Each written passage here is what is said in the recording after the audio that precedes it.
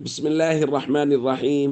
عن ابن عباس رضي الله تعالى عنهما قال قال رسول الله صلى الله تعالى عليه وسلم ما من أيام العمل الصالح فيهن أحب إلى الله من هذه الأيام العشر. رواہ الترمذی۔ نبی کریم صلی اللہ علیہ وسلم نے ارشاد فرمایا، ذی الحج کے 10 دنوں کے مقابلے میں دوسرے کوئی ایام ایسے نہیں جن میں نیک عمل اللہ کو ان 10 دنوں سے زیادہ محبوب ہوں۔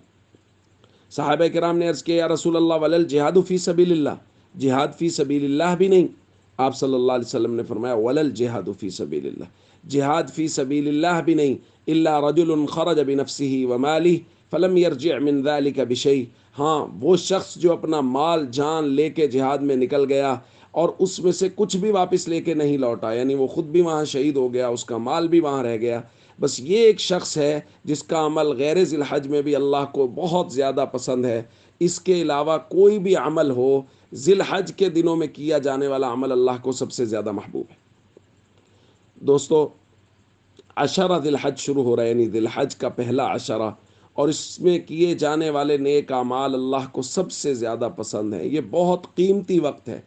بسا اوقات معلومات نہ ہونے کی وجہ سے، بسا اوقات سستی کی وجہ سے، اور بسا اوقات اوقات کے مرتب نہ ہونے کی وجہ سے یہ قیمتی گھڑیاں ہم سے ضائع ہو جاتی، ان کی اتنی قدر نہیں کی جاتی جتنی کی جانی چاہیے۔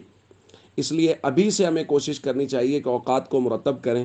عشرہ ذی الحج شروع ہونے سے پہلے فرض نماز کے علاوہ کم از کم 1 گھنٹہ ذکر کے لیے، تلاوت کے لیے، دیگر نفلی عبادات کے لیے ضرور نکالیں۔